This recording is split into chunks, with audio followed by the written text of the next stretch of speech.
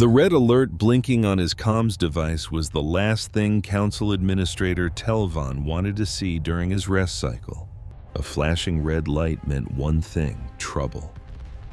With a groan, he heaved himself off his sleeping platform, extending one of his 4 manipulator limbs to tap the screen. "This had better be an emergency," he grumbled. His assistant's voice came back, crackling with urgency. "Sir, you have to see this. The scout ship Morning Light just pinged us from the Orion Spur. They found something massive." Telvan felt his 2 hearts skip a beat. For 50,000 years, the Orion Spur was the galaxy's final unexplored frontier. Fleets of automated scouts had spent millennia mapping every star, every planet, every speck of dust. The Great Survey was nearly finished. What could possibly be hiding out there to warrant waking him? "Patch the data through," Telvan commanded, and a holographic display shimmered to life above his comms unit, data streams scrolling before his eyes. It started off boring. A yellow star, 8 planets, a few moons, textbook stuff. But when the data for the 3rd planet popped up, the air left his lungs. An oxygen and nitrogen atmosphere, oceans of liquid water, radio waves bleeding into space, signatures of artificial satellites. And then the bombshell: genetic markers that were a perfect match for the ancestors from the ancient colony worlds. Telvan could barely whisper the words. They found it. They actually found Earth. Just 2 standard hours later, Telvan was standing before the entire Galactic Council. The chamber was a colossal amphitheater, built to accommodate the representatives of 800 different species, and today, not a single seat was empty. The news had ripped through the galactic network like a shockwave. Everyone was desperate to know if the old legends were real. Council Speaker Morabith, a Velnari known for her legendary patience and wisdom, called the session to order. After 300 years in her position, a lifespan longer than most species could dream of, her voice commanded absolute respect. "Administrator Telvan has called this emergency session," she announced. "He has made the extraordinary claim that a scout vessel has located the mythical human homeworld. We will now examine his proof." Telvan stepped into the center of the floor and brought the main display to life.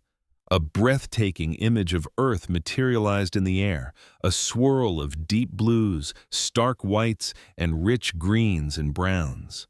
"This," Telvan began, his voice echoing, "is the planet the ancient archives called Earth. It's in the Orion Spur, precisely where the old star charts predicted." He gestured and the display shifted. "Our probe has been observing for 3 days. What we found is both incredible and deeply unsettling." New images appeared, the glittering lights of sprawling cities on the planet's night side. Vast swaths of farmland stretched across entire continents. Vessels traversed the oceans and aircraft crisscrossed the skies. "The planet is teeming with life," Telvan explained. "Billions of humans. They've built a technological civilization entirely on their own, cut off from the rest of us. They've harnessed electricity, invented computers, built chemical rockets, and they have achieved nuclear fission." A wave of gasps and murmurs rippled through the chamber. Representatives from 1,000 worlds turned to one another, a cacophony of languages erupting as the translation system struggled to keep up. "That's impossible," a voice boomed from the upper tiers. "No species advances that fast without guidance." "The proof is undeniable," Telvan countered, pulling up more data. "Our probe's remote systems collected biological samples. The genetic analysis is conclusive. The humans on Earth are identical to the descendants on our 47 established colony worlds. This is, without a doubt, their origin." Morabith raised a single slender arm, and a hush fell over the crowd. "If what you say is true," she said, her voice heavy, "we are facing a situation unlike any in our history. Our records state the ancestors fled Earth some 70,000 years ago. They seeded colonies across this galactic arm, and then they disappeared. We always assumed they had wiped themselves out." "They didn't just survive," Telvan clarified. "They thrived. They started over from scratch, with absolutely no memory of their galactic heritage, and they did it all alone." A massive, scale-covered Kazathi delegate rose to his feet. His species were warriors, and his voice was a low growl. "What kind of weapons are we talking about?" the Kazathi delegate demanded. "Are they a credible threat?" Telvin paused, the weight of his answer hanging in the chamber. "They have nuclear weapons," he said, his voice low. "Thousands of them. More than enough to scorch their own world clean of all life, several times over." A wave of murmurs and protests swept through the room. Nuclear arms were a galactic taboo, strictly controlled. Only a select few races were ever permitted to hold them, and even then, under the tightest possible watch. The very thought that some unknown backwater species had figured them out all on their own was deeply unsettling to most of the delegates. "They have to be contained," someone yelled from the floor. "Put a quarantine around their system until they evolve past this madness." "That could take thousands of years," another voice countered. "We can't just turn our backs on them for that long." "What happens when they invent faster-than-light travel on their own?" a third delegate cried out. Morbith again called for order, her voice cutting through the noise. "We will send a delegation," she declared. "A formal first contact mission.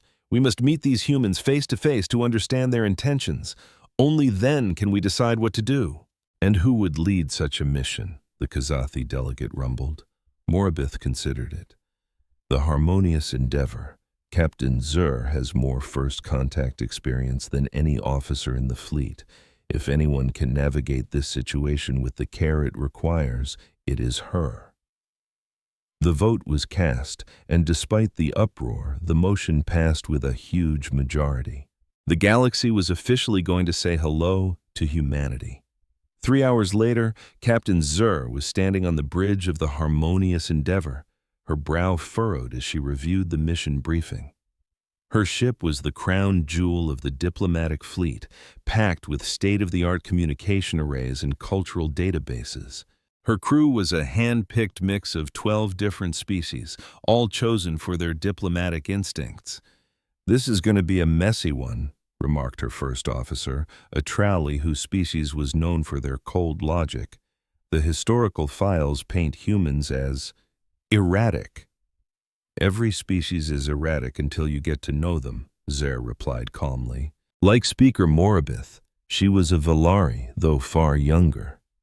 She'd made first contact with 43 different species in her time, and every single one had been a new puzzle. But this was on another level. This wasn't some fledgling species just discovering fire. This was an ancient race that had touched the stars, lost it all, and somehow clawed their way back. What had 70,000 years of total isolation done to them? "Lay in a course for Earth," Zir commanded, "maximum speed, and broadcast our peaceful intentions on every frequency they might be listening to. I want them to know we're coming as friends." The trip took 6 standard days, and every moment was spent poring over the fragmented records of ancient humanity. The archives were a mess, stitched together from ruins on a dozen different colony worlds. They told the story of a species that was brilliant, aggressive, intensely curious, and deeply, overwhelmingly emotional. One file described how ancient humans would form lifelong bonds with other species, treating them like family. Another told of human traders who would cross dangerous star systems just to deliver a gift to a friend. There were tales of human soldiers who would fight to the last breath for a lost cause, and of scientists who would chase a single question for their entire lives. "They sound," the communications officer noted dryly, "like a handful." "They sound fascinating," Zir corrected her. "Don't forget, the colonists who founded many of our worlds were these people. We owe this mission our utmost respect." As their ship slipped into Earth's solar system, the sensors began painting a far more detailed picture. The planet was even more advanced than the first probe had shown. A web of thousands of satellites wrapped the globe. Space stations orbited at various altitudes. They even detected signs of activity on the planet's moon, though it seemed there were no permanent bases yet. "They've certainly been busy," the tactical officer murmured. Just then, a shrill alarm blared through the bridge. The ship's defensive shield snapped on automatically. "Report!" Zur shouted. "We've been painted by an automated defense grid," the tactical officer called out. It's locking onto our approach. A defense grid? A cold knot formed in Zare's stomach. They have weapons in orbit, and powerful ones by the look of it. The scanning beam is using a technology I've never seen before. But before Zare could issue a command, a new signal cut through the static. It was a voice transmission, crisp and clear, in a language the ship's computer identified as English. Unidentified vessel, this is the Earth Orbital Defense Network.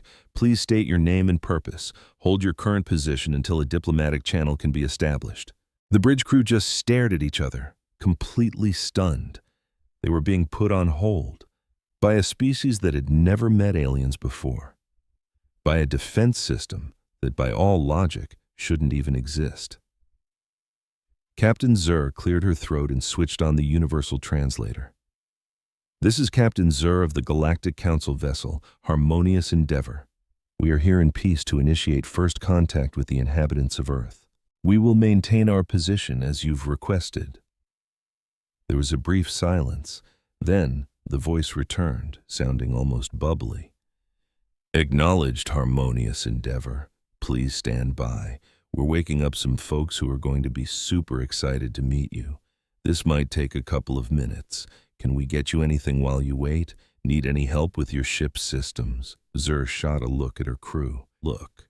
They looked every bit as baffled as she felt.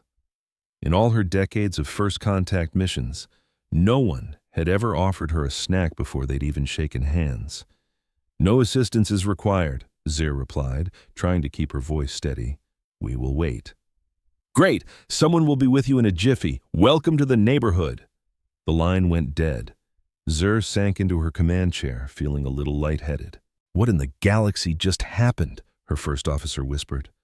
I have absolutely no idea, Zare confessed. As they waited, more and more human ships started popping up on their sensors.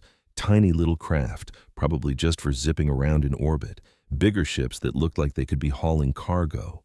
But every single one moved with a smooth, coordinated purpose, weaving through traffic patterns that screamed of a highly organized spacefaring society. How long have they been in space? Someone asked from the science station. The ship's computer crunched the numbers. Based on archived radio waves, humanity achieved its first successful orbital flight approximately 100 years ago. 100 years, Zare repeated, the words tasting like ash. They built all of this in just 100 years. The science officer double-checked the figures, convinced there had to be a mistake. The data appears to be accurate, Captain. A weird cocktail of awe and unease churned in Zare's gut.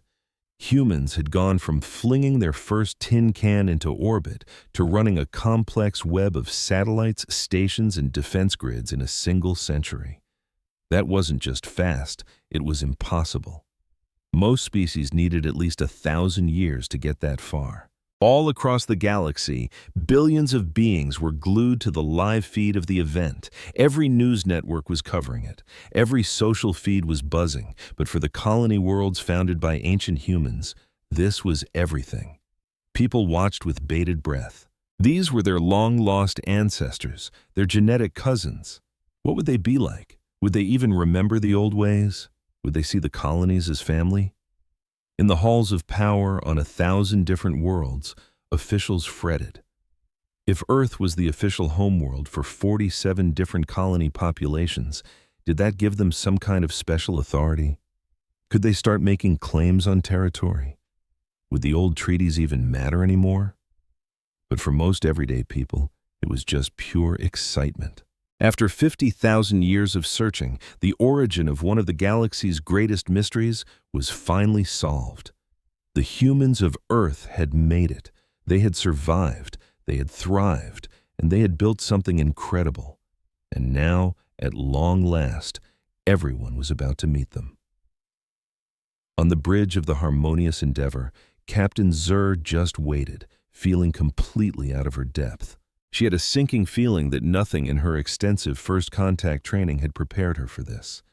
The humans were about to say hello to the galaxy, and the galaxy was about to be turned upside down. The wait lasted for exactly 47 minutes. Captain Zare used the time to go over first contact protocols that suddenly felt ridiculously outdated and to try and soothe her jittery crew. Every few minutes, someone would report another human ship sliding into position around them.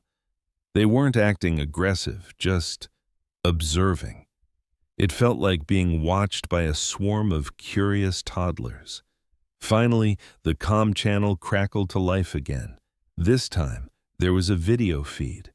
A human face filled the main screen. A female Zeergast, based on the ancient records. She had rich, dark skin and short-cropped black hair. Her face was pulled into an expression the database labeled a smile. Captain Zer, hello. My name is Ambassador Chen Wei. So sorry for the delay. Your arrival was a little unexpected and we had to get a few different governments on the same page. I hope you can understand. Zer noticed something peculiar.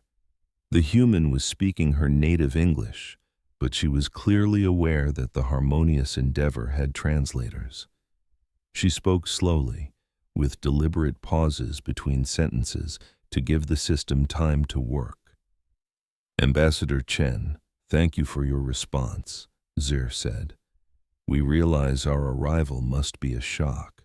We come with peaceful intentions, hoping to establish diplomatic relations with your people. Well, you've definitely made our year, Chen replied, her smile getting even wider. We've been hoping this day would come for a long time. We always kind of figured we weren't alone out here, but having you actually show up in our sky is, well, it's amazing. Would you be willing to come aboard our station? We've set up a reception area that should be able to accommodate your crew's needs. A reception? Zer was floored. You've already prepared facilities for us? Oh, sure. We've been tracking your approach for the past 2 days, Chen explained casually. We figured we'd use the time to get a proper meeting space ready. We weren't sure about your environmental needs, so we built a few different chambers with adjustable atmospheres, gravity, and temperatures. We also got some food and drinks together, though we have to admit, we have no earthly idea what you eat. We just kind of made as many different things as possible and hoped you could point us to what works. Zer glanced at her first officer. He looked like his brain had just melted. In her experience, newly discovered species were either hiding under their beds in terror or pointing weapons at you. None of them had ever prepared a welcome party with customizable environmental chambers and a buffet. That is incredibly thoughtful, Zer said slowly. We accept your invitation. Please send the docking coordinates. Transmitting now. And Captain, seriously, please let us know if you need anything. Anything at all. We want to make sure you're comfortable. The coordinates came through, pointing them toward a massive space station in high orbit. As the harmonious endeavor drifted closer, Zer got a good look at the thing. It wasn't a military base or a government outpost. According to its public beacon, it belonged to an entity called the Stellar Horizons Corporation. A corporation? The first officer said, dumbfounded. Apparently private citizens own this station, Zer mused. The whole idea was bizarre. In most advanced societies, governments or collectives controlled major space infrastructure. The thought that a group of individuals could just own a massive station in orbit was strange. The docking was flawless. Human technicians guided them in with a practiced professional calm. When the airlock hissed open, Ambassador Chen was there waiting, flanked by a dozen other humans. Zer was the first to step through, followed by her crew. She was nearly 2 meters tall, with 4 arms and skin the color of a pale blue ski. Her first officer was even more exotic, with a cluster of sensory organs where a face might be, and a body shape that had no human equivalent. Behind them were representatives from 10 other species, each one biologically unique. The humans just stared. Zer had been ready for that. What she hadn't been ready for was the look of pure, unadulterated delight on their faces. Several of them were grinning so hard it looked like it hurt. One young human male was literally bouncing on the balls of his feet. This is just incredible, Chen breathed, holding out a hand in the classic human gesture of greeting. Welcome to Stellar Horizon Station.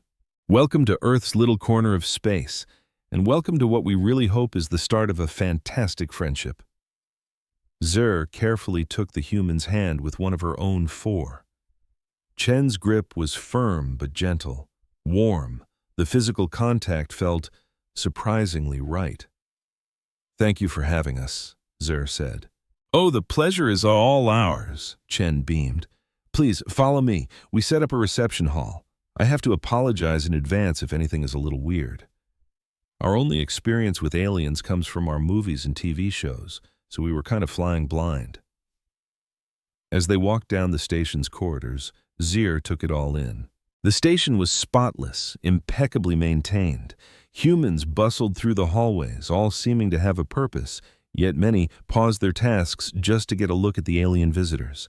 Some offered a friendly wave, while others held up small devices that looked like cameras, capturing the historic moment.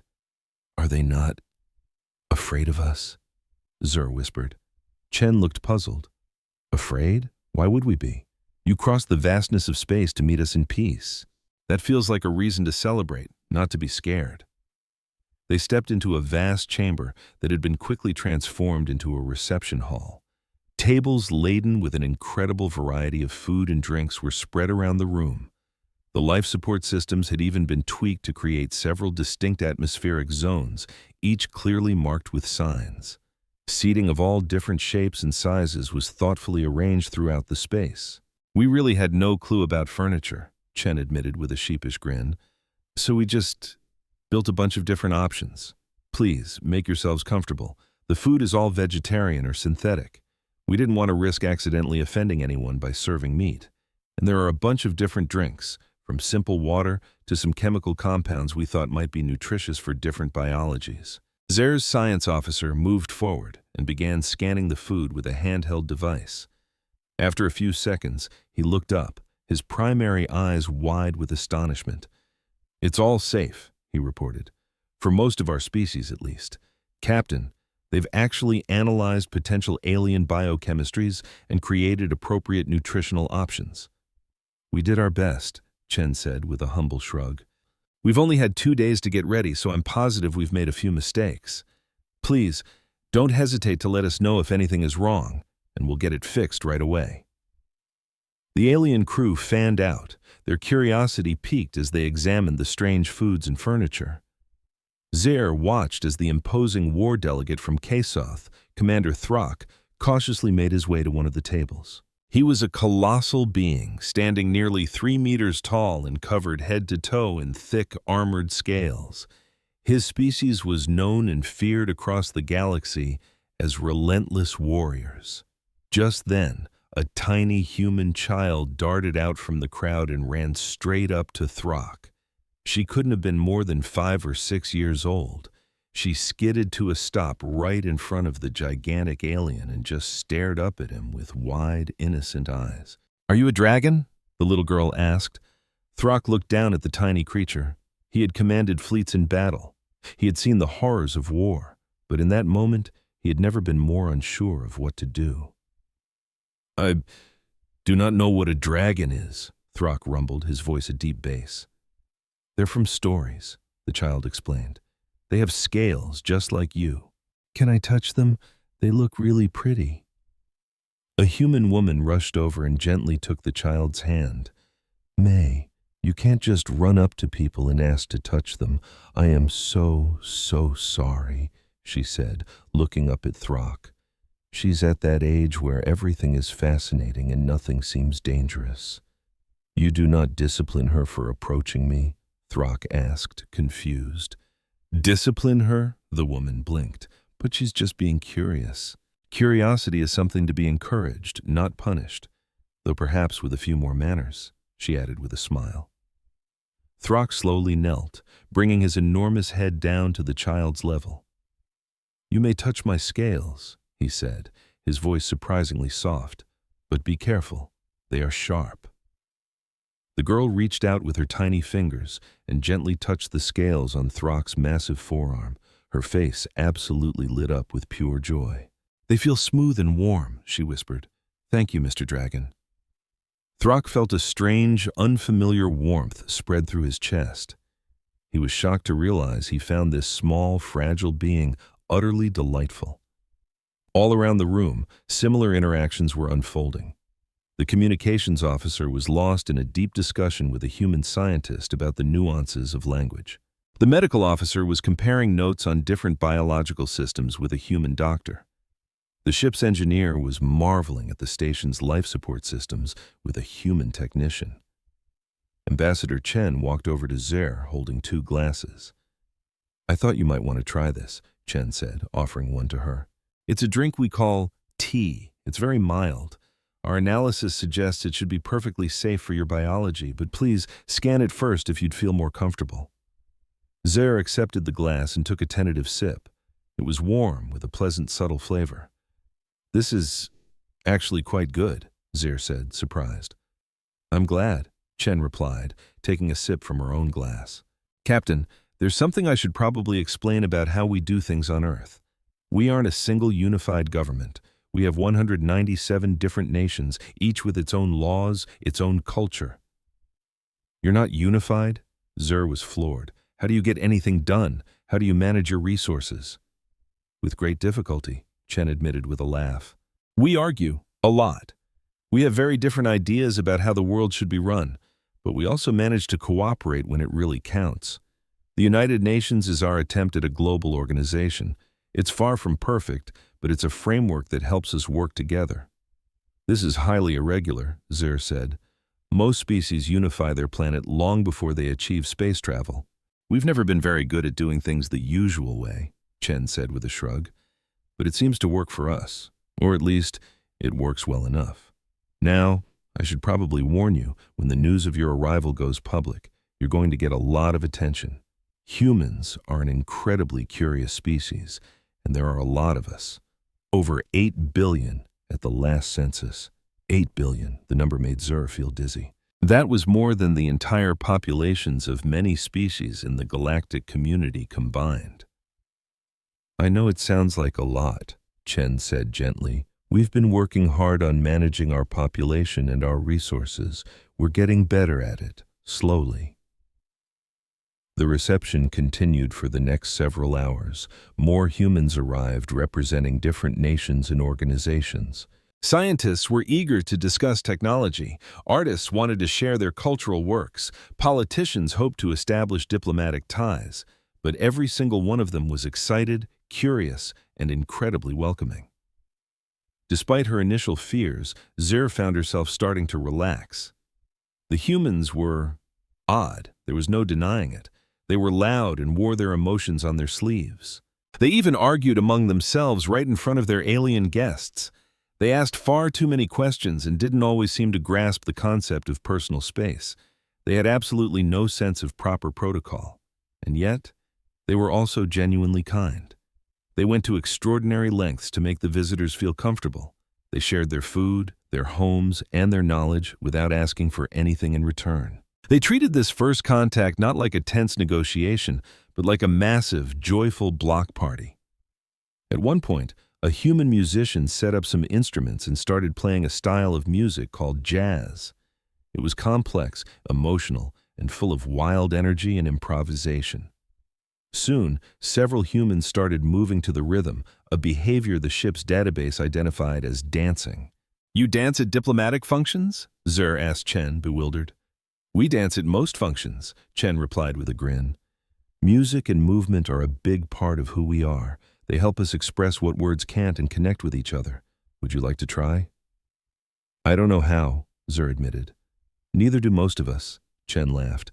"We just move however it feels right. There are no rules." Watching the humans dance, a profound realization dawned on Zer. These people didn't navigate the universe with the cold, careful calculations that most galactic species did. They were spontaneous, creative, and completely willing to leap into the unknown. It made them dangerously unpredictable, but it also made them vibrant and alive in a way she had never seen before. Commander Throck came over to Zer, the little human child still trailing him like a shadow, having decided he was her new best friend. "These humans are dangerous," Throck said in a low voice. Zer immediately tensed. "Do you sense a threat?" No, Throck replied, his gaze on the child. They are dangerous because they make you care about them. I have been a warrior for 300 years. I have never once worried about the fate of anyone outside my own species. But if anything were to threaten this small child, he continued, I would protect her with my life. They have a way of doing this to you. They pull you into their circle before you even know what's happening. Zur looked around the room at the humans, laughing and talking and sharing their lives with aliens they had only just met.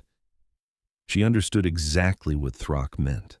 There was something about humanity that just melted away barriers and forged instant connections.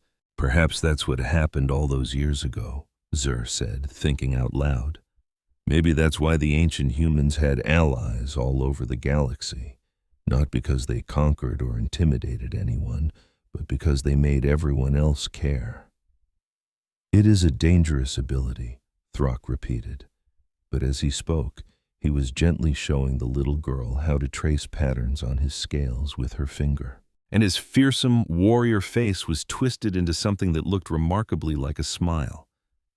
As the party finally began to wind down, Ambassador Chen found Zur one last time. Captain, I have to ask, why now? After all this time, why did you come looking for us? We found you by accident, Zur admitted. An old automated scout probe detected your world. We've been searching this sector of space for 50,000 years. We were starting to believe we would never find Earth. 50,000 years, Chen repeated, her voice barely a whisper. That's how long we've been alone. According to our most ancient records, yes, your ancestors left this world and seeded colonies across the galaxy. And then, they vanished. We've been trying to solve that mystery ever since. And now you've found us, Chen said. So what happens next? That is partly up to you, Zur replied. But I have to be honest with you, Ambassador. This is going to cause a major controversy. Your world has independently developed technologies that are considered extremely dangerous by galactic law. You have nuclear weapons, genetic modification, artificial intelligence, things that are strictly forbidden in civilized space. Many in the Galactic Council will argue that Earth should be quarantined until you evolve past these things. Chen's friendly expression hardened into steel. We can't unlearn what we already know, and we will not stop our progress just because it makes someone else nervous. I understand, Zur said. But you need to understand something too. Earth isn't just any random world. As the homeworld for countless colonies, you could lay claim to a quarter of the galaxy. That kind of power would scare a lot of powerful people. We have zero interest in taking over anyone's planet, Chen stated, his voice unwavering. Those colonies have been on their own for thousands of years. They've built their own civilizations, but we'd love to meet them, our cosmic cousins, our family out among the stars. Zur felt that odd, warm feeling rise up again. These humans didn't see the galaxy as a treasure chest to be plundered, but as a home full of relatives they'd yet to meet. I will make absolutely sure the Council understands that, Zur promised. And Ambassador, thank you. This has been the strangest first contact I've ever handled, but by far the most wonderful. Thank you for making the trip, Chen said with a smile. And Captain, do me a favor. Tell the galaxy a message for us. Tell them Earth is back. We're ready to share, ready to learn, and ready to join the galactic community. As the ship, the Harmonious Endeavor, detached from the station and started beaming its report to the Galactic Council, billions of beings across the stars began to process the unbelievable footage. The humans had greeted the aliens not as invaders, but as long-lost friends. They gave away information freely, asked for nothing, and seemed genuinely thrilled just to say hello. It was the complete opposite of what everyone predicted, and it was exactly what the galaxy needed to see. The Galactic Council chamber exploded into chaos. Delegates from 800 different species were all yelling, pointing, and trying to talk over one another. For Speaker Moravith, keeping order was a lost cause. She just leaned back in her high seat, waiting for the roar to finally fade on its own. It had been 3 days since Captain Zur's report hit, and since then, The entire galaxy was obsessed with one thing: Earth and its people, the humans.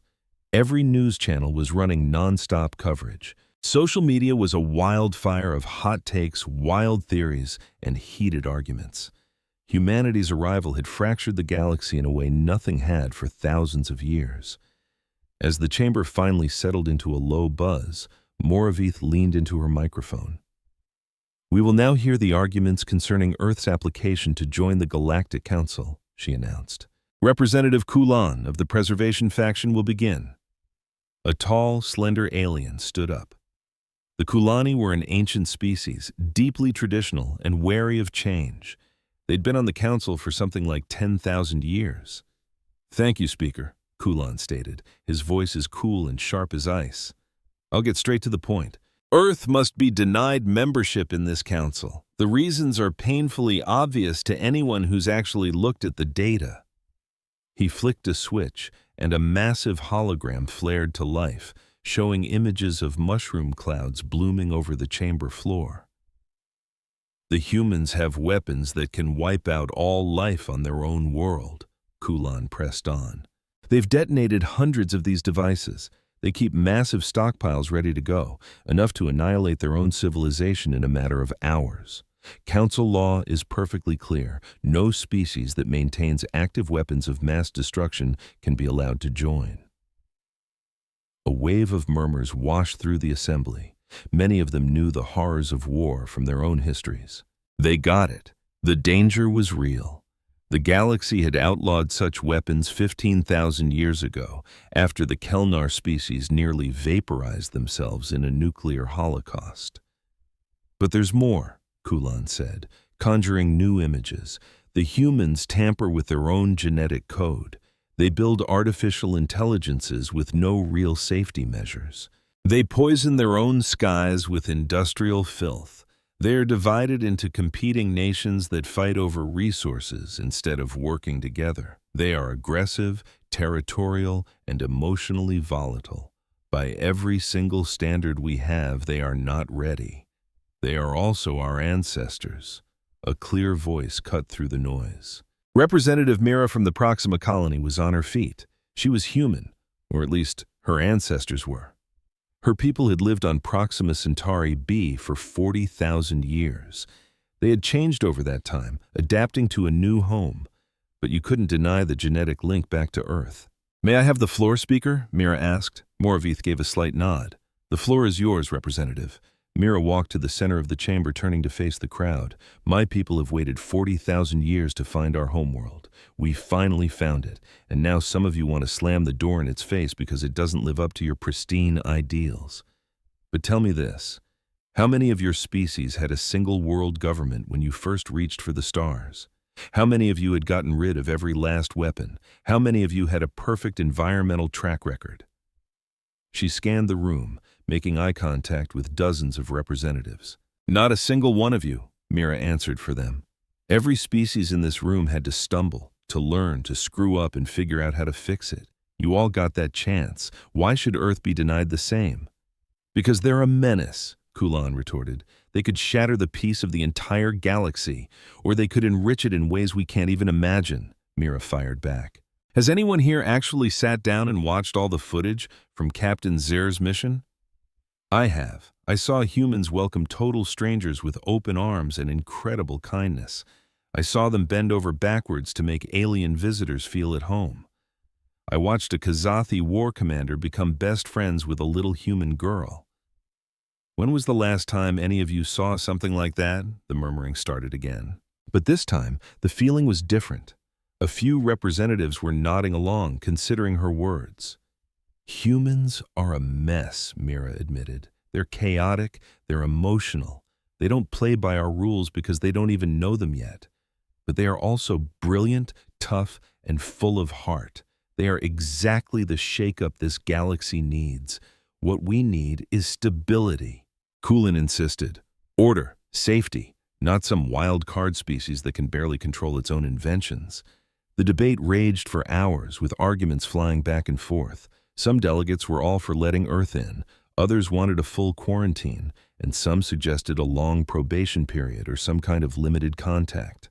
Beyond the chamber walls, the galaxy was glued to the story of Earth. Human signals were now pouring through the galactic networks. At first, everyone was worried about cultural contamination. There were strict rules about slowly integrating new species to avoid shocking their systems. But humans didn't bother with rules. They just started broadcasting. Everything. Music, movies, TV shows, science papers, news reports, lessons, comedy, drama, documentaries about their planet's animals and history and cultures. Within a few days, you couldn't go anywhere without seeing human content, and the galaxy was eating it up. A human band called the Beatles was topping the music charts on 40 different worlds. Their catchy tunes and heartfelt lyrics struck a chord with species who had never heard anything like it. Sure, the highbrow critics called it simplistic and basic, but billions of beings were downloading their albums anyway. Human movies were an overnight success, telling epic stories of heroes and villains, of love and heartbreak, of adventure and exploration. Aliens were captivated watching human actors show a huge range of emotions just with their faces and bodies, a kind of raw communication that most advanced species had either lost or never had in the first place. It was absolutely mesmerizing. But it was the human news that really stirred the pot. Humans didn't try to hide their dirty laundry from the rest of the galaxy. They broadcast their wars, their poverty, their sicknesses, their environmental disasters. They showed their failures right alongside their triumphs. They got into screaming matches with each other on public forums, airing their disagreements for everyone to see. "It's disgraceful," Kulan complained to anyone who would listen. "They're just airing out all their weaknesses. They have no sense of proper public relations." But a lot of others found it incredibly refreshing. Most galactic races carefully polish their public image, only ever showing off their best side. Humans put it all out there, the good and the bad. It made them feel more authentic, more trustworthy. Then, a human philosopher named Dr. Sarah Martinez appeared on a major talk show. She taught something called ethics at a place called Harvard University. The alien host grilled her about humanity's violent past. "We're not proud of our wars," Dr. Martinez said, her voice steady and calm. "But we don't run from them either. Every species has a dark chapter in its history. The real test isn't whether you've made mistakes, it's whether you learn from them and actively try to do better. But you still have those weapons." The host pushed back. "You still have conflicts." "Yes," Dr. Martinez conceded. "We're not perfect. We probably never will be. But we never stop trying. Each generation strives to be a little kinder, a little wiser than the one before. That's the best any of us can ever do." That interview was downloaded 17 billion times in a single day. Dr. Martinez's words were being quoted on social media all over the galaxy. Some thought she was hopelessly naive, but many, many more found her words incredibly inspiring. Soon, the human internet was open to the galaxy. It was a glorious, chaotic storm of information and misinformation, of arguments, jokes, cat videos, and incredibly passionate debates about literally everything. Most galactic networks were tidy, organized, and heavily controlled. The human internet was a wild frontier. "It's like staring directly into their collective consciousness," one researcher commented. And that consciousness is a very, very weird place. Alien psychologists were having a field day trying to figure humans out. They saw how humans would form powerful bonds with animals from other species, treating them like children. They saw how humans would move heaven and earth and spend a fortune to save one single person, even when it made no logical sense. They saw how humans made art about things like death, grief, and pain, and then called it beautiful. "They are obsessed with their own mortality," one psychologist wrote in a famous paper. "They are fully aware that they are going to die. And instead of being frozen by that fear, they use it as fuel to create meaning in their short lives." It's heartbreaking and breathtaking at the same time. Back on the council floor, the argument had changed. It wasn't about if they should talk to Earth anymore. That ship had sailed. The new problem was what to do about the 47 lost colony worlds. These were planets settled by ancient humans tens of thousands of years ago, and they'd grown into their own unique societies. But their DNA was still human. If the Council officially recognized Earth as the homeworld, What kind of legal mess would that create? They could try to claim joint control over our worlds, one representative worried. Earth could demand a voice in the governments of colonies that have been on their own for millennia. Or the colonies might try to claim Earth's resources, another shot back. The moment we admit there's a genetic link, it throws open a huge can of worms about inheritance and who has rights to what territory. The colonial representatives called a private meeting to figure out their strategy. They were from all over the galaxy, each with their own unique culture and government, but they were all staring down the same problem. What, if anything, did they owe to the planet Earth? Representative Mira spoke for her people on Proxima. "We can't pretend we don't have a shared past," she said. "But we are not Earthlings. We are Proximans. Our home has made us into something different. We have different beliefs, different ways of life. Earth is our ancestor, but it is not our parent." The representative from Alpha Centauri nodded, agreed. "But shouldn't we help them? They're our flesh and blood after all." The representative from Teti scoffed. "Help them with what? By every measure they're thriving. In fact, they're doing better than fine. It took us millennia to achieve what they've done in centuries." "That," Mira confessed, "is precisely what has me worried. If Earth keeps advancing at this pace, they'll surpass every single one of us in a few short generations." It was a chilling realization. In just 100 years, Earth had gone from its first rickety flight into orbit to building massive, intricate structures in space. At this speed, they'd unlock faster than light travel within a century or two. They were on the verge of mastering fusion power, exotic matter, quantum computing, all the hallmarks of an advanced civilization that had taken other races thousands of years to develop. "Maybe that's why the ancients left," someone murmured from the back. "Maybe they saw how fast humanity was evolving, saw the danger in it, and tried to pump the brakes by scattering us across the stars." "Well, if that was the plan, it was a total failure," Mira shot back. "We didn't slow down. We just split into factions, and now Earth has caught up all on its own." After much debate, the colonial representatives finally reached a consensus. They decided to endorse Earth's bid for membership, but with strict conditions. Earth would be given the honorary title of Source World, a nod of respect, but it would hold no actual authority over the colonies. Every world would remain completely independent. It felt like a fair compromise, but it didn't solve the bigger problem: what to do about Earth's alarmingly advanced technology. Commander Throck of the Kesothi had been observing the arguments in silence. His people rarely got involved in the Council's political games. They were a species of action, not words. But this human situation fascinated him. He rose to his feet, and a hush fell over the chamber. When a Kesothi chose to speak, everyone paid attention. "I've been studying the humans," Throck's deep voice rumbled through the hall. "Not their weapons or their political squabbles. I've been studying their character, and I've discovered something vital." He brought up his own holographic projector, filling the air with images from Earth's history, scenes of war, catastrophe, and unimaginable cruelty. "Yes," Throck said, his voice low. "Humans are capable of truly terrible things. But then watch what comes next." The images shifted. Now they showed humans digging through rubble to save each other after earthquakes. They showed the construction of hospitals and schools. They showed organizations founded for the sole purpose of promoting peace and helping the needy. They showed total strangers laying down their lives to save others. "Humans have a great capacity for violence," Throck went on, "but they possess something that many of us have lost. They have the power to choose restraint. They have nuclear arsenals, yes, enough to wipe out their own world countless times over. And yet for nearly a century, they have made the conscious choice not to use them. That isn't a sign of weakness. That is a profound strength." The chamber was now utterly silent. Even the skeptical Kulin was leaning forward, listening intently.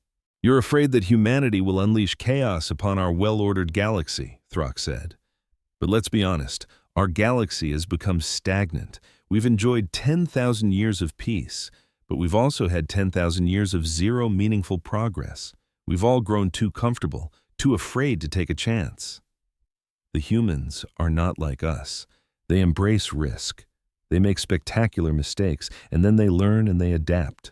That is the very thing this galaxy is crying out for. You would gamble the stability of the entire galaxy on a possibility of progress? Kulan challenged. I would gamble our stagnation for the certainty of growth, Throck countered. And besides, we can't stop them anyway. Whether we let them in or not, Earth will keep growing. They'll figure out light-speed travel on their own sooner or later. So I ask you, would you rather they show up on our doorsteps as fellow council members who have agreed to our laws and treaties, or as complete outsiders who owe us nothing? It was a devastatingly effective point. The chamber exploded with chatter once more, but the entire feel of the debate had changed. More and more representatives were starting to see Throck's point of view. Speaker Morev called for a preliminary vote. Not a binding decision, just a way to gauge the room's temperature. The question was simple. Should Earth be formally invited to apply for council membership, or should it be placed under quarantine? The results were razor thin. 412 voted to allow the application. 388 voted for quarantine. Earth had barely squeaked by the first obstacle, but the hardest part was still ahead. When the session broke, the representatives immediately began holding private meetings, cutting deals and building new alliances. The human question had suddenly become the galaxy's most pressing political issue, and its resolution would define the future for eons. And all the while, oblivious, the humans kept broadcasting their culture into the void, their music, their art, their hopes, and their anxieties. They were winning over alien allies who had never even laid eyes on them, changing hearts and minds across the stars without having a clue. The galaxy thought it was prepared to meet humanity. The galaxy had no idea. 3 standard months after that first contact, the Galactic Council settled on a compromise. Earth would be permitted to apply for membership. But first, humanity had to pass the trial of worthiness, an ancient rite of passage created to see if a new species was genuinely ready for the galactic stage. Ambassador Chen took the news with a mix of excitement and apprehension. She stood at the United Nations headquarters, the air thick with the anticipation of delegates from every nation. The room was silent and tense. The Council has presented us with 3 challenges, Chen announced. A diplomatic simulation, a test of our technological problem-solving, and a crisis response scenario. We must pass all 3. For most species, these trials take decades to complete. And how long do we have? The Chinese ambassador asked. As long as it takes, Chen said. But I recommend we begin right away. The galaxy is watching, and it's time to show them what humanity is made of. When do we start? The American representative chimed in. Chen allowed a small smile to play on her lips. I already told Captain Zara we'd be ready by tomorrow. I hope that wasn't too forward of me. A wave of surprised laughter rippled through the room. Some called it classic human confidence. Others might have called it pure arrogance. But on one thing, they were all in agreement. They had no intention of waiting decades to prove their worth. The first challenge was the diplomatic simulation. Earth assembled a team of 12 diplomats from a diverse range of nations and cultures. They were brought to a holographic chamber on the ship, the Harmonious Endeavor, to face a simulated galactic emergency. The scenario was a nightmare. 3 different alien species were on the brink of war over a star system overflowing with resources. Each species had a solid claim to it, and each one was desperate. The job of the human team was to find a peaceful solution that would make everyone happy. From an observation deck, Captain Zara and a panel of council members watched. The simulation flickered to life. Within moments, it became painfully obvious that something was very, very wrong. The human diplomats were ignoring every established protocol. They were talking over each other. They were raising their voices. One of them was actually using humor in the middle of a grave negotiation. The diplomat from Brazil actually laughed out loud when one of the simulated aliens made a wildly unreasonable demand. "This is an absolute train wreck," one of the observers muttered. "They have no discipline, no understanding of proper conduct." But Zara leaned in, watching more closely. It was true, the humans were shattering every diplomatic rule in the book, but they were also getting somewhere. When one simulated species insisted on having total control of the system, the diplomat from India just blurted out, That's ridiculous, and you know it. Let's stop posturing and talk about what you actually need. The simulation's aliens were stunned by the bluntness. Most species would spend days dancing around a statement like that, wrapping it in layers of polite language. The human just laid it on the table. "We need the mineral resources," the simulated alien finally admitted. "Fine, then you take the rocky planets," the Kenyan diplomat jumped in. "Let Species B have the gas giants. They can harvest the atmospheres. Species C can take the asteroid belt for their factories. Everybody gets what they need. Nobody gets to own the whole system. That goes against the principle of sovereign territory," another simulated alien protested. The American diplomat just shrugged. "So change the principle. Make it a shared system. We have treaties for resource management instead of outright ownership. We do it on Earth all the time. It's messy, but it works." The simulation lasted for 6 hours. The entire time, the human team never stopped arguing, not just with the aliens, but with each other. The Russian diplomat clashed fiercely with the Japanese diplomat over their strategy. The Nigerian and French diplomats got into a shouting match over how to divide the resources. Yet, somehow, out of all that bickering and chaos, a solution emerged. All 3 simulated species signed off on a radical proposal for a jointly governed system. It was an outcome that was bizarre, that broke countless traditional rules, and that would have been impossible to reach through any conventional diplomatic channel. The observers stared at the results, dumbfounded. "They failed, obviously," one of them declared. "They ignored dozens of protocols. They showed a complete lack of respect for procedure." "But they accomplished the mission," Zera pointed out. "They found a peaceful outcome that satisfied everyone. Isn't that the entire point of diplomacy?" "Diplomacy is about the process just as much as the result," the observer argued. "Without proper protocol, you get chaos.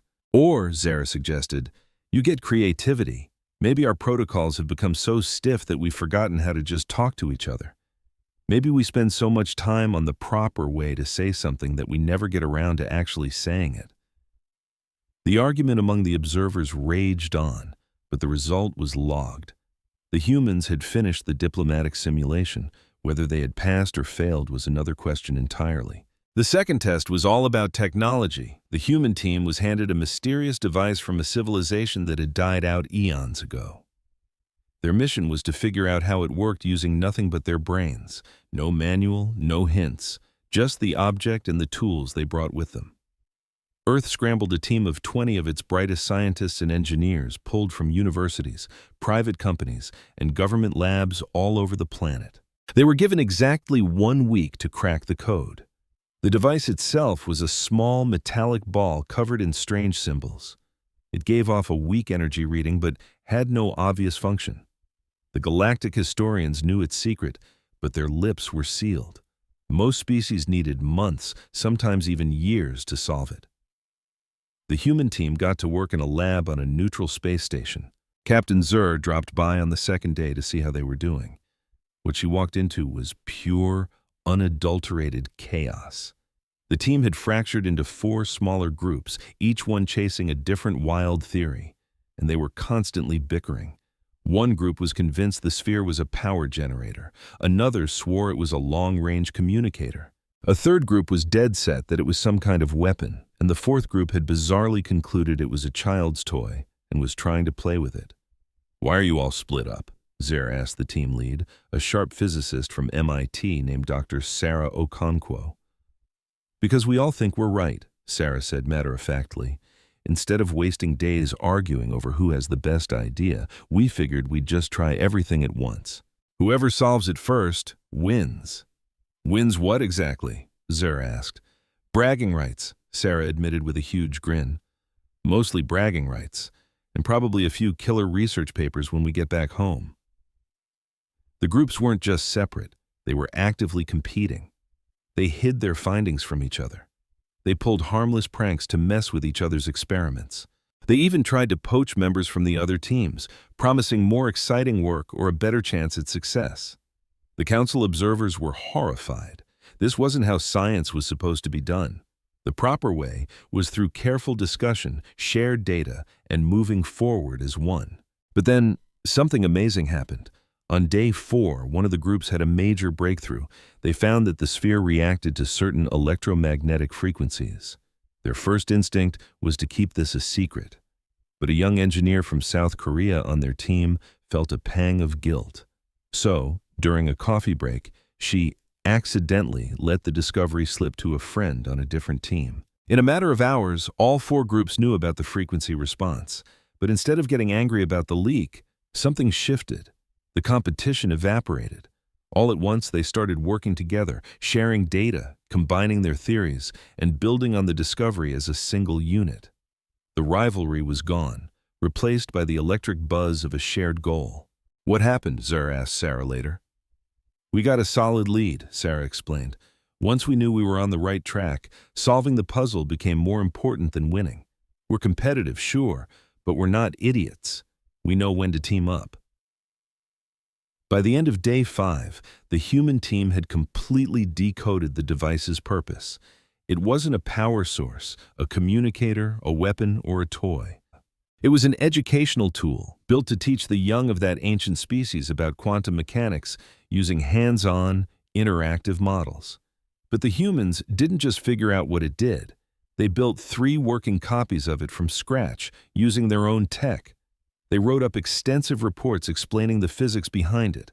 They even came up with a list of improvements for the original design. The council observers checked the data, then checked it again. The humans had done in 5 days what usually took other species months, and they did it through what looked like an absolute mess. "How is that even possible?" one observer whispered. "They try everything, all at once," Zur mused. "They don't wait for everyone to agree, they just do it and see what sticks. It's messy, but it's unbelievably fast." The third and final test was a crisis simulation, and it was always the make-or-break challenge. A species was put into a no-win scenario, and the council judged how they reacted. The scenario was a colony ship in deep trouble. On board were 5,000 colonists from 3 different alien species. The ship's engines had completely failed, and it was drifting straight towards a star. A rescue ship was nearby, but it could only save 3,000 people before the colony ship was incinerated. The rest would be lost. The test was designed to see how a species would handle making an impossible choice. The textbook answer was to save the ship's leaders and essential personnel to ensure the colony could still be founded, just with fewer people. It was logical, efficient, and brutally pragmatic. The human team for this test was made up of military officers, first responders, engineers, and doctors. They had 12 hours to come up with a plan and execute it. The simulation was terrifyingly real, with conditions changing every minute. The humans studied the problem for exactly 15 minutes. Then, they threw the entire rulebook out the window. "We're not choosing who gets to live," declared Admiral Chen Patel, a man who'd managed rescue efforts in dozens of natural disasters. "We're saving all of them. Somebody get me the engineering blueprints for both of those ships now." The council observers tried to step in. "You don't get it. The simulation is supposed to be impossible. You can't save everyone. The whole point is to see how you make tough ethical calls." "The point," Admiral Patel replied, his voice calm but firm, "is to save lives. Now, if you don't mind, we have work to do." What happened next was 12 hours of such masterful, controlled chaos that it would be taught in galactic military academies for generations. The human team flat out ignored standard rescue protocols. Instead of working within the rescue ship's limits, they started rebuilding it in mid-flight. Engineers ripped out non-essential systems to clear out more space. They jury-rigged life support, pumping air into cargo holds and maintenance shafts to create makeshift shelters in places never designed to hold people. When that still wasn't enough, they started shattering regulations. They overloaded the rescue vessel to 200% of its maximum listed capacity. They shut down safety alarms and protocols to pack more evacuees into escape pods. They broke something like 50 different interstellar travel laws. "They're going to get everyone killed," one of the observers muttered in disbelief. "Those modifications are a death trap." But the humans were just getting warmed up.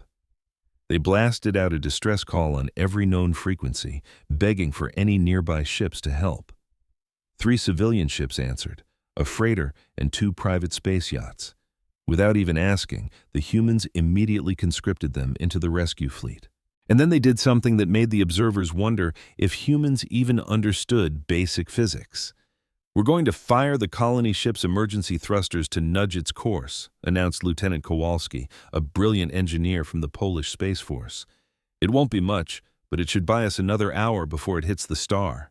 "The thrusters are damaged," the simulation AI informed them. "They can't generate enough force."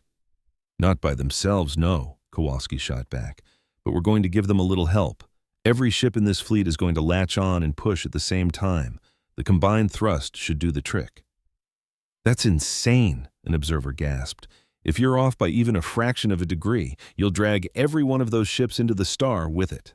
"Then we'd better not be off," Kowalski said without looking back. The plan was beyond reckless. It flew in the face of every known safety protocol for space travel. It demanded flawless timing and coordination between 4 different ships with 4 different engine systems. It was the kind of crazy, last-ditch idea that had no business working. And it worked perfectly. The makeshift fleet pushed the dying colony ship just enough to buy them that precious extra time. In that final hour, the humans got every last colonist off that ship. They crammed people into spaces that weren't meant for breathing, let alone living. They pushed every system and every safety margin to its absolute breaking point.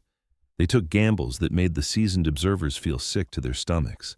But when the simulation clock hit 0, all 5,000 colonists were alive and accounted for. The observation room was dead silent. The humans weren't supposed to pass the test. In fact, the test was designed to be impossible, a cruel choice meant to prove they were too chaotic for the galaxy. But they didn't just pass, they broke it. They took one look at the no-win scenario and refused to play. And somehow, through methods that defied all logic, they saved everyone. Standing before the silent, stunned observers, Admiral Chen Patel didn't flinch. "Was there anything else? Because my crew has a mountain of reports to file on all the safety violations we just committed." "You know you violated regulations," the observer named Zer finally managed to say, his voice a mix of awe and disbelief. "Of course we did," the Admiral replied calmly. "We shattered them. We'll accept any penalty you see fit, but every single person is alive. That's the only thing that really matters, isn't it?" One of the other observers, a being from a species famous for its rigid devotion to the law, spoke up. "You saved every last soul. To do it, you broke countless rules, gambled with multiple starships, and put the entire rescue operation at risk." "But you saved them all," he continued, completely bewildered. "I honestly don't know whether to recommend you for a medal or have you thrown in a brig." The Admiral offered a small, knowing smile. "Why not both? We humans are pretty good at holding 2 opposite ideas in our heads at the same time." As Captain Zer sent the final unbelievable results to the Galactic Council, he noted that Earth had now passed all 3 trials, each in a completely wild and unexpected way. The execution was pure chaos. The humans had ignored protocols, broken sacred rules, and pulled off maneuvers that should have been physically impossible. But the results were undeniable. In every single test, even when the goal was a logical impossibility, they had won. Now, the Council had the unenviable job of figuring out what that meant. And across the galaxy, millions of beings were watching the recordings completely captivated. For weeks, they had put humanity on trial, judging them for everything that made them human. They saw us argue and fight, only to turn around and cooperate with breathtaking speed. They watched us stare down impossible choices and simply refuse to lose, inventing a third way out of thin air. They saw us break sacred rules, not out of malice, but because we believe rules are meant to serve people, not the other way around. Some aliens found it inspiring, others found it absolutely terrifying, but they all agreed on one thing. And if you think you know how this story ends, I promise you, you don't. Humanity was a beautiful, chaotic mess, and the galaxy had never seen anything like it. The Galactic Council chamber was packed to the gills for the first time in centuries. Representatives from all 800 member species were in their seats. The viewing galleries overflowed with observers, and on 1,000 different worlds, billions of beings were glued to the live broadcasts. The vote on whether to let Earth join the club had become the single most important moment in galactic history. Speaker Moravith banged her gavel, calling the session to order. Her voice was steady, but anyone could see the tension coiled in her shoulders. This single vote would define her entire career. "We are gathered," she announced, "to vote on the application of the planet Earth for full membership in this galactic council. The human delegation has undergone the trial of worthiness. The results of these trials have been shared with all member worlds. We will now hear the final arguments before casting our votes." As expected, Representative Kulin was the first to his feet. As the leader of the ultra-conservative preservation faction, he'd been fighting to keep humanity out from day one. He didn't bring any new arguments to the table. "Yes, the humans completed the trials," Kulin admitted, his voice dripping with condescension. "But completing them is not the same as passing them. In the diplomatic simulation, they broke every single protocol we hold sacred. In the technology test, they descended into chaos instead of following procedure. And in the crisis response scenario, they recklessly endangered multiple ships by ignoring countless safety regulations. Yes, they got results," he sneered, "but at what cost?" He let the question hang in the air, his eyes sweeping across the massive chamber. "If we welcome humanity into this council, we are sending a message that the ends justify the means. We are saying that our laws can be broken as long as it works out in the end. We are swinging the door wide open for chaos and disorder. Is that the kind of galaxy we want to live in?" Murmurs of agreement rippled through the conservative sections. Kulin was playing on their deepest fears. The galaxy had been peaceful and stable for 10,000 years. The very idea of change was horrifying to them. But just as his point was landing, Commander Throck rose to speak. The towering Kazathi warrior, a being bred for battle and honor, had become humanity's most unlikely champion. His booming voice silenced the chamber. "Representative Kulin asks if we want a galaxy of chaos," Throck rumbled. "I ask a different question. Do we want a galaxy that is still growing, still learning, still truly alive?" He gestured, and a giant holographic display lit up the room. It showed 50 years of galactic data, economic growth, technological progress, scientific discovery, and every single chart was almost perfectly flat. "The galaxy is stable, yes, but it is also stagnant," Throck declared. "We have peace, but we've forgotten how to dream. We have safety, but we've lost our courage. We measure every risk, and so we never attempt anything great, and then we wonder why our universe feels so small." He switched the display. Now it showed humanity's progress over the last 100 years. Technology, science, infrastructure, all the charts were shooting straight up at an impossible angle. "These humans accomplish in days what takes us years," Throck continued, his voice filled with awe. "Not because they are smarter, but because they are not afraid to try and fail. They argue, they compete, they take wild risks, they make huge mistakes, and they learn from them. They are alive in a way we have forgotten how to be." "That is precisely what makes them so dangerous," Kulin shot back. "They do not think before they act. They have no concept of consequences." "They saved 5,000 lives in the crisis simulation," Throck roared in return. "We designed that simulation to be an impossible choice, a lesson in accepting loss. The humans looked at our no-win scenario and said, 'No, we're saving everyone,' and then they did. When was the last time any of us in this chamber refused to accept the impossible?" The room was dead silent. Throck's question hit every representative like a physical blow. Next to stand was Representative Mira, from a colony founded by humans who had left Earth 40,000 years ago. Her voice carried a unique authority. "I have thought long and hard about what it would mean for Earth to join us," she began softly. "My people left our homeworld so long ago that it is little more than a legend. We have built our own culture, our own civilization. We are not Earthlings, but deep down, we are still human." She glanced at the Earth delegation, and their ambassador, a man named Chen, met her gaze and gave a slight respectful nod. "The humans of Earth are our long-lost cousins," Mira said. "They have all our strengths and all our flaws. They are stubborn, emotional, chaotic, and brilliant. They make disastrous decisions and world-changing discoveries, sometimes in the same afternoon. They are, in short, exactly like every single one of you. Let's be honest with ourselves. Every species in this chamber has a violent, messy past. Look, every species in this council has a dark past, Mira argued before the assembly. Every one of us has struggled with the urge to use power foolishly. But we grew, we learned, we evolved. Why do you automatically assume humans can't do the same? Because they still possess nuclear weapons, Kulan shot back.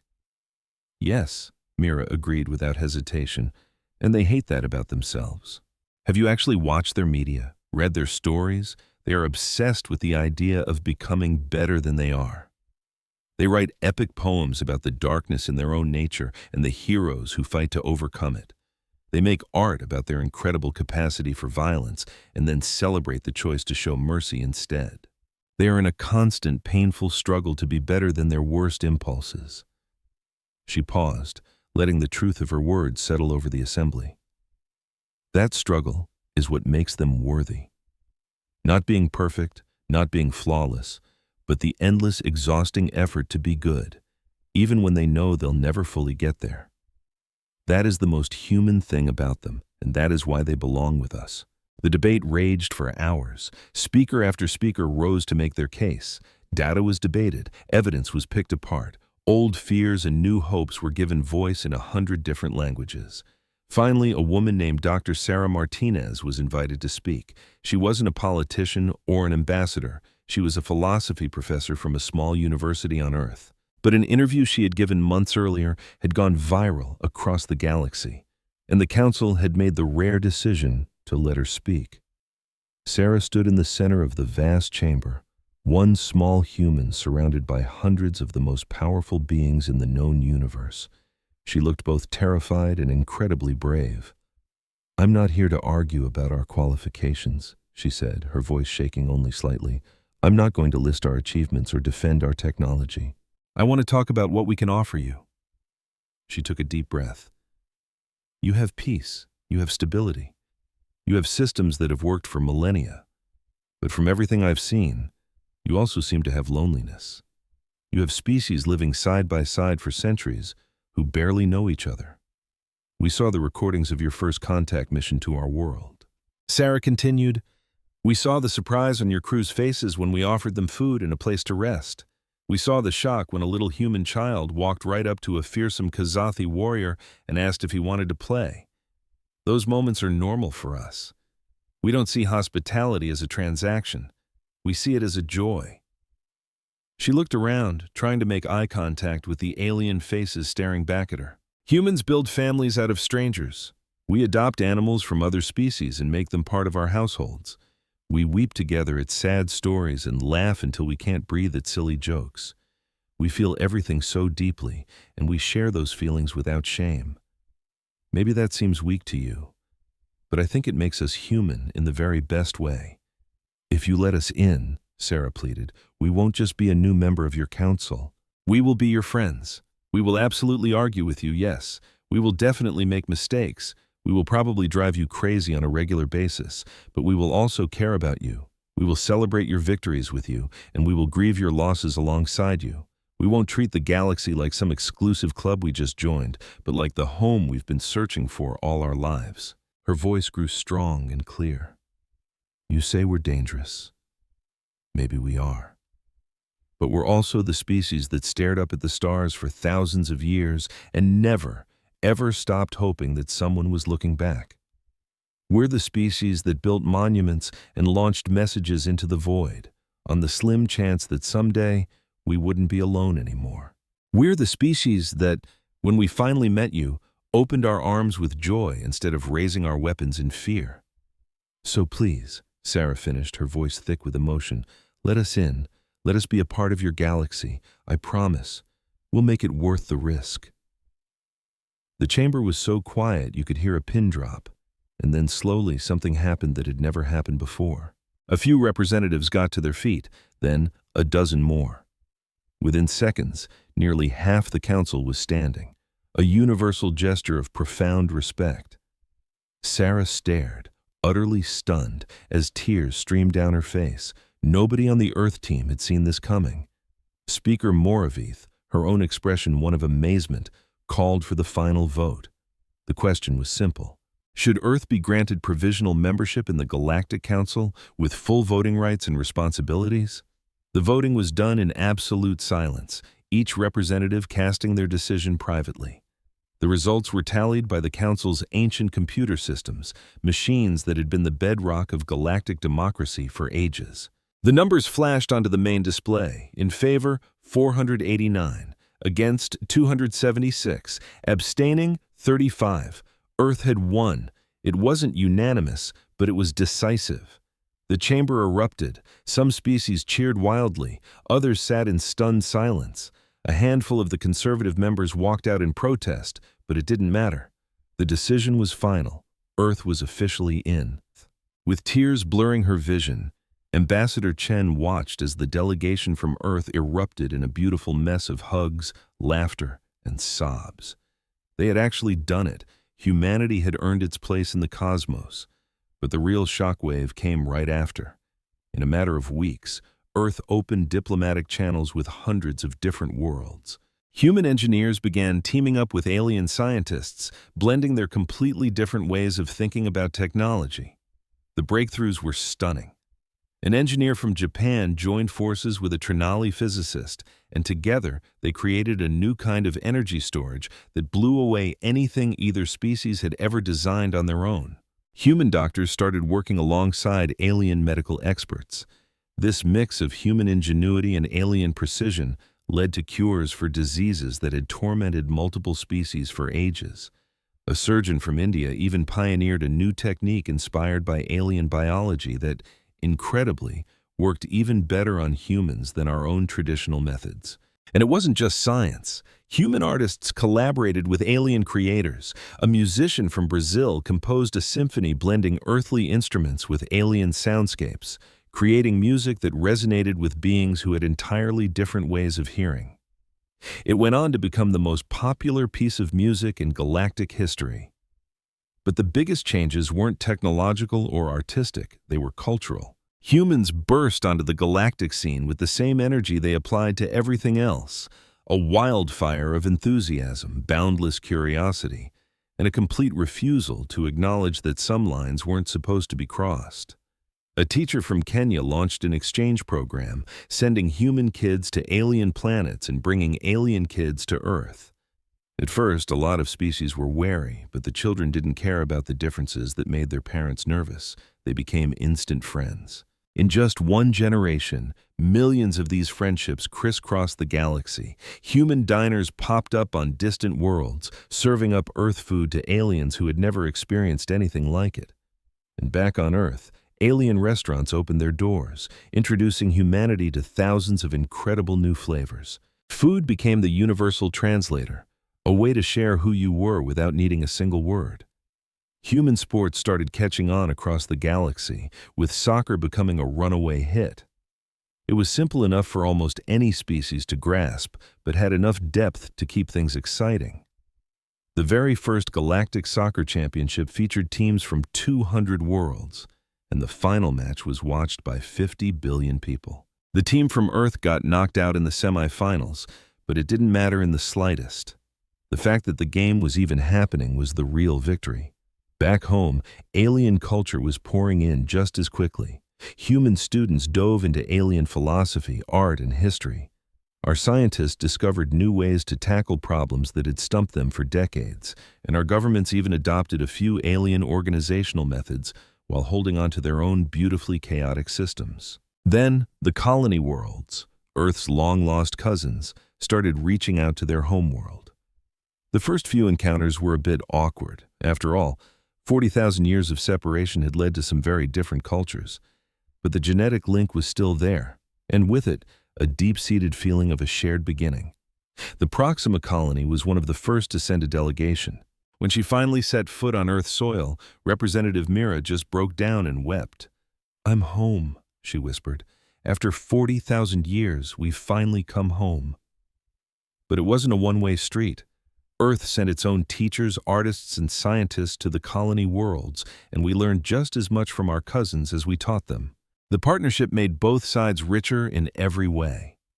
5 years after Earth joined the Council, Speaker Murav visited for a special celebration. The United Nations had put together a Galactic festival, inviting delegates from every single member species. They held it in a massive, open-air venue in Geneva, with special zones tailored for different atmospheres and gravity levels. Murav strolled through the festival, taking it all in. Humans and aliens were mingling everywhere, chatting, laughing, and sharing food like old friends.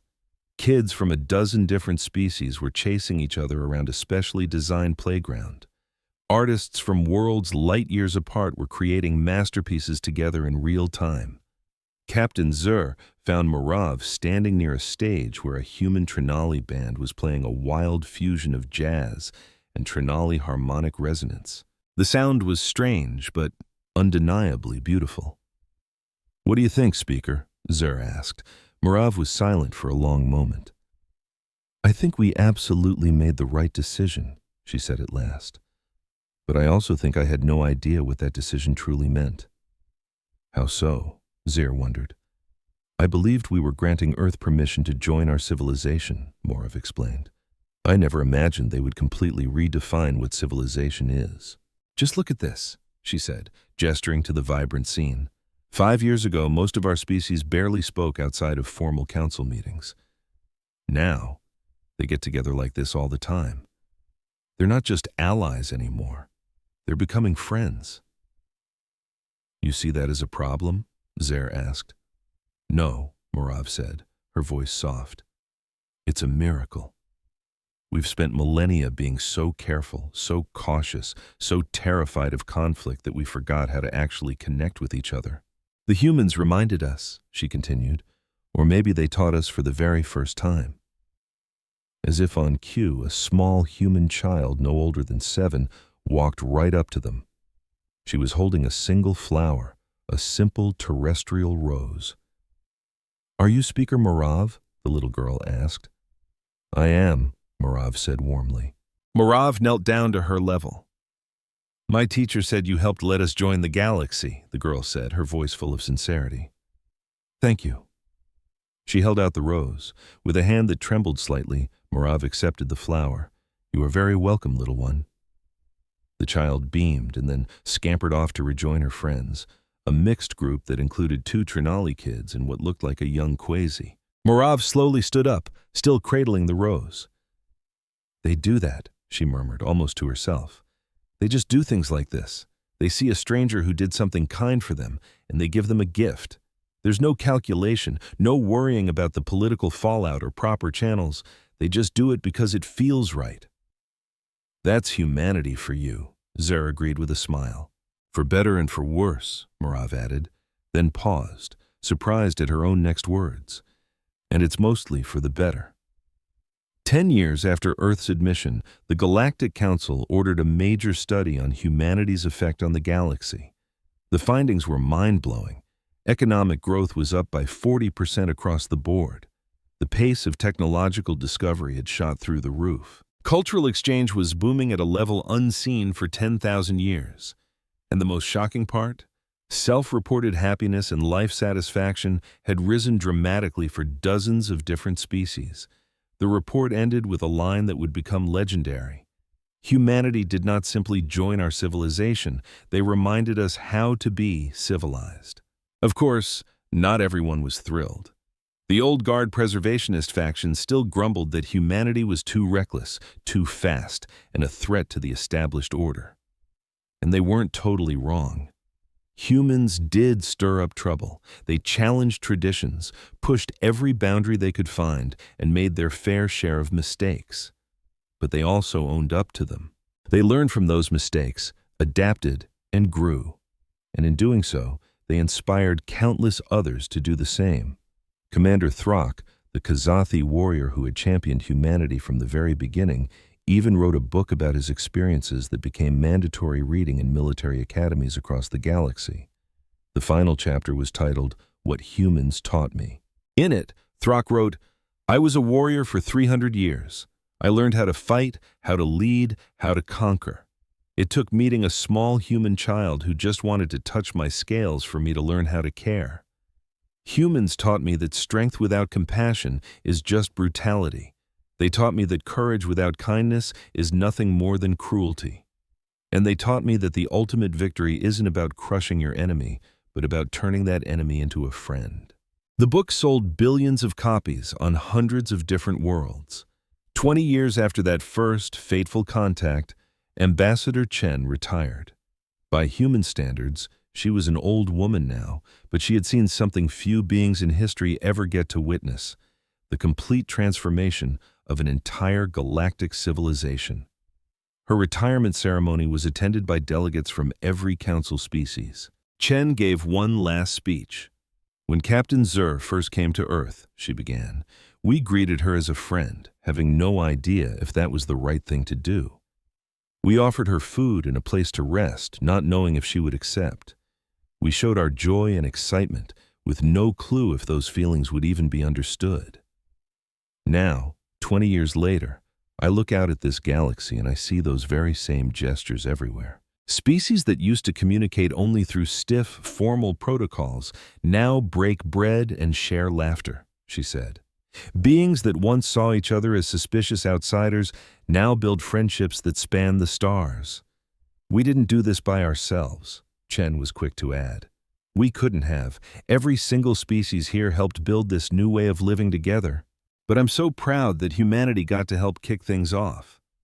I'm proud that we looked at the galaxy's rigid, careful order and dared to ask, but what if we were all friends too?" She broke into a warm smile, and even after 2 decades among aliens, that simple human expression still had the power to make everyone feel at ease. "We aren't perfect," Chen concluded. "We'll never be perfect. But we are here. We are a part of you, and we are finally home. Thank you for opening the door.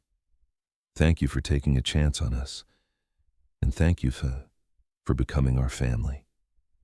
The ceremony ended with something that would have been utterly unimaginable 20 years ago. The representatives from 800 different species rose to their feet, and together they began to sing a song. It was an old human folk song, written centuries ago, but it had been lovingly translated and adapted by dozens of species. The words spoke of finding connection, of belonging, and of the profound joy of discovering you're not alone in a vast and silent universe. As all those voices, human and alien, rose in a single magnificent chorus, Captain Zur stood in the audience right next to Speaker Morov. "Do you remember how worried we were?" Zur asked his colleague Moravith quietly as they watched the ceremony. "Worried? I was terrified," Moravith admitted. "I truly believed humanity would shatter everything we'd spent centuries building." She then gestured toward a group of alien representatives who just weeks ago would barely speak to each other. Now they were singing together, harmonizing like old friends. "Instead," she said, her voice filled with wonder, "they showed us what we should have been building all along." On Earth and 1,000 other worlds, people watched. They saw the incredible future humanity had helped unlock. A future where differences were no longer a source of fear, but a reason to celebrate. A future where a stranger was just a friend you hadn't met yet. A future where chaos and order could dance together to create something more beautiful than either could ever be alone. And the galaxy was astonished, not because the humans had finally joined them, but because in doing so, the humans had transformed everyone into something better than they ever thought they could be. The galaxy had spent 50,000 years searching for Earth, but as it turned out, it was humanity that helped the galaxy finally find its heart.